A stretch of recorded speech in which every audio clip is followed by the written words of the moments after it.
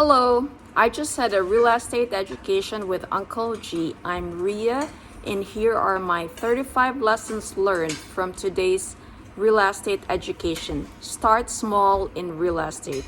Number 1, real estate has been a game changer for Uncle G. Number 2, most of the money is made in the cycles on the downside. On the other side of an economic expansion, we're clearly going through one of those right now. Number 3, his recommendation is the minimum investment we should be doing is 16 units. Number 4, if you can do small on your first deal, you can do 16s and 32 units, but we got to get you started somewhere. 1 unit, 2 units, 3 units, and 4 units. 5, why? Because number 1, it's easier. It's easy to learn, the down payment is negligible, there's less complication in the management, and the opportunity exists because of the economic shutdown. 6th lesson, the first stuff that gets in trouble when we are in contraction, such as with COVID-19, where we are in the cycle of going down, with 40 million job losses at the time of this video, which was released in June 2020, the first thing that's going to be hurt are people with 2 units, 4 units that paid too much. Number 7, the cycle may take 15 to 20 months to go all the way down.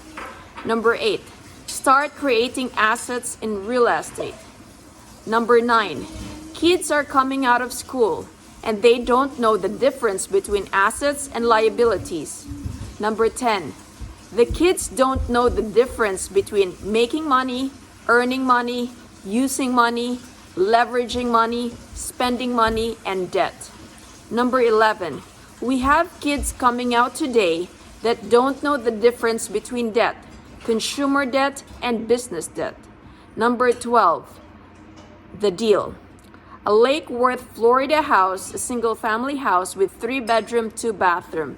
The selling price is $59,900. It used to be $200,000 asset in 2002. You can't change real estate. It's all recorded.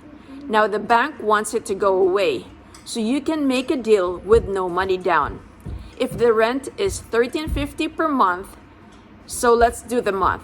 The payment on $60,000 at no money down times the rate factor of 0.0525, the factor of Uncle G is usually either 0.0615 or 0.0625 or 0.0525, and it all depends on the market. What that means, that's the interest rate.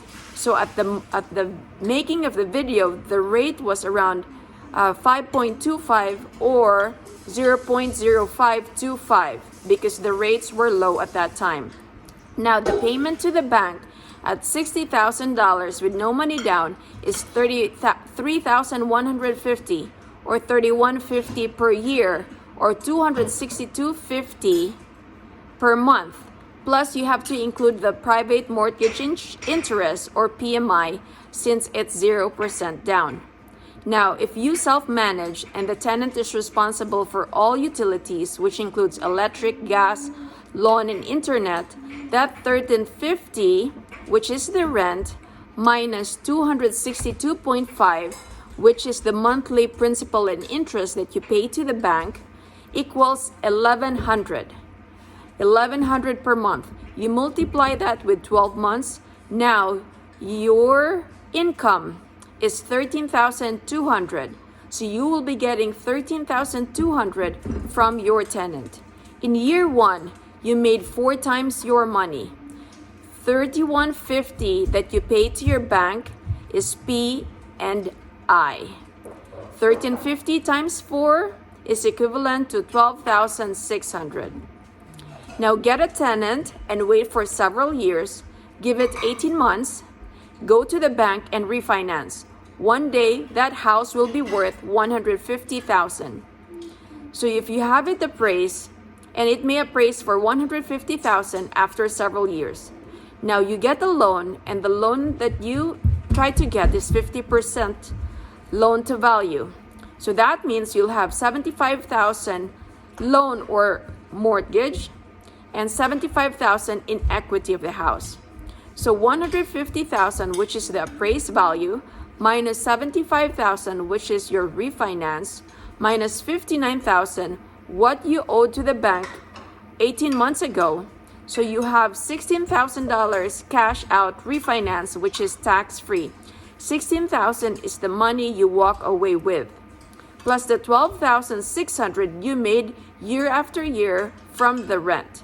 So 16,000, which is your cash out refinance, plus 12,600, which is your rent for the year from your tenant, equals 28,900. You got all your money back. So this return is called infinite return. 13th lesson. Now you can do this 10 times, 100 times. 14th lesson. Learn how to create wealth for yourself and your family. 15th lesson.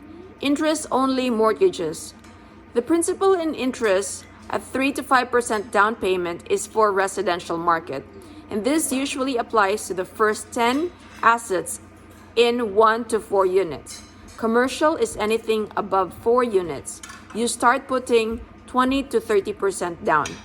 When you get into 35 to 50% down payment, you can go to commercial lenders, and that would be life insurance companies, Fannie Mae, Freddie Mac, and you can request interest-only loan.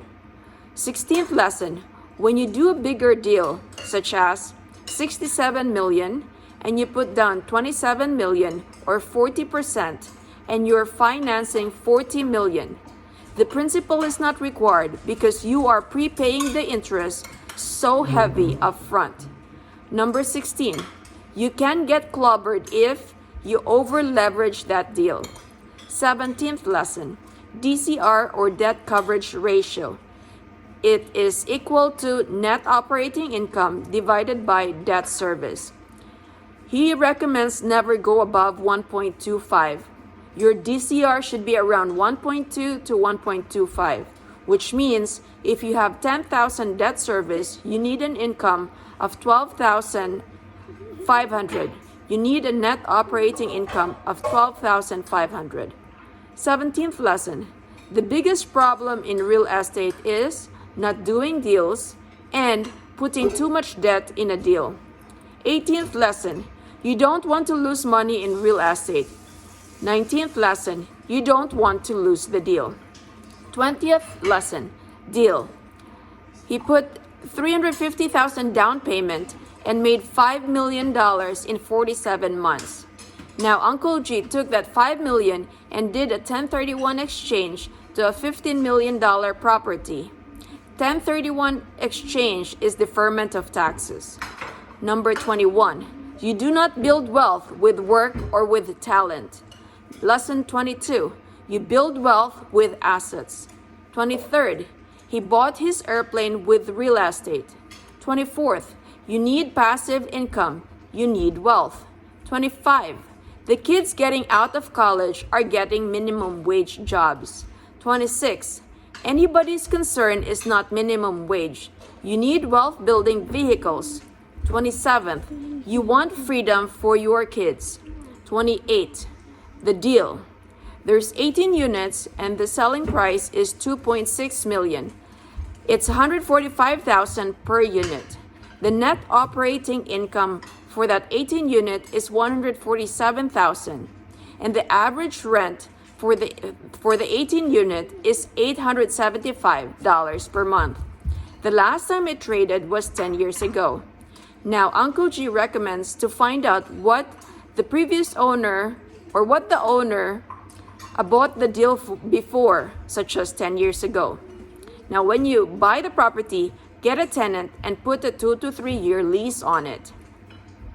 Now to do the math, so if you have 18 units at 875 average rents per month, that would be 15,750 per month.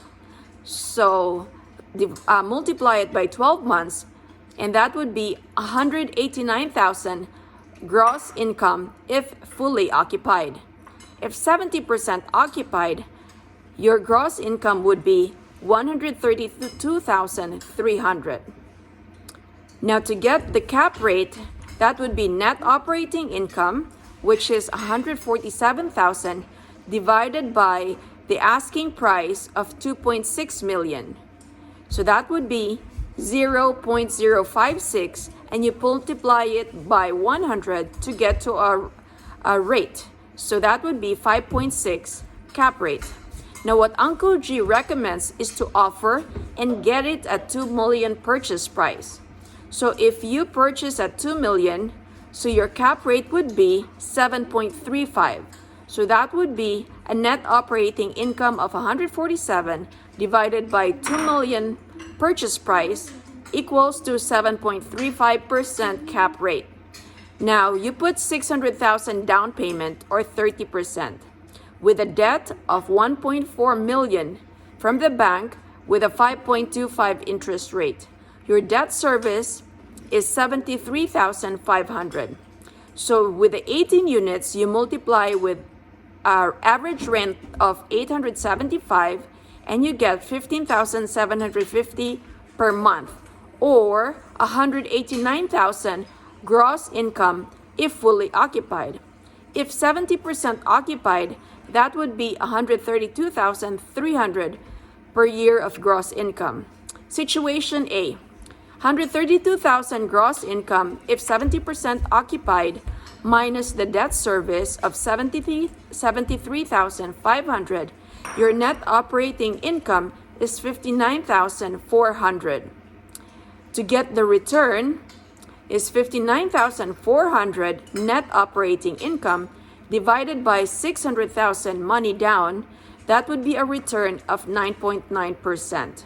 Situation 2, 151,000 gross income if 80% occupied minus the debt service of 73,500 equals 77,700 of net operating income. To get the return, 77,700 net operating income divided by 600,000 down payment will give you 12.95% return. Situation number 3. If fully occupied, your gross income is 189,000 minus your debt service of 73,500 with or equals 115,500 net operating income. To get the return at full occupancy would be 115,500 net operating income divided by 600,000 money down or your down payment will give you 19.25% return. 29th lesson. Why don't you do 4 units 10 times with an average rent of 1,000 per month per each unit? So that would be 4 times 1,000 times 12 months to do it 10 times. So you'll have 480,000. 480,000. Now let's say you operate it at 30%. So your operating expense is 30%. That would be 144,000. So 480 times 30% or 480,000 times 30% is 144,000. So your net operating income is 336,000. And how is that? 480,000 minus 144,000, that is 336,000. That is your net operating income. Now, let's say you find a buyer with 7% return. So you have a $4.8 million of assets. How did we get to that? Net operating income divided by your return. So in numbers, 336,000 net operating income divided by 7% return. So you have $4.8 million of asset or a selling price of $4.8 million of assets.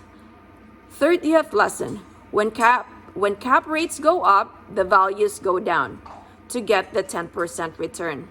When the value of the property goes up, the cap rates go down. What is cap rate? Cap rate is the interest rate that you get if you paid the property full asking price, at full price, using cash. Cap rate is the interest rate that you get if you paid the property at cash, full cash. 31. Typically and not always, lower cap rates are better properties. 32. You need time. 33. You need to graph your assets. 34th. The assets build the value. The value of the assets themselves, and they go up over time. Number 35. You can't fake a lot of things. You can fake a lot of things. You cannot fake real estate. I hope you learned something. Take care and God bless.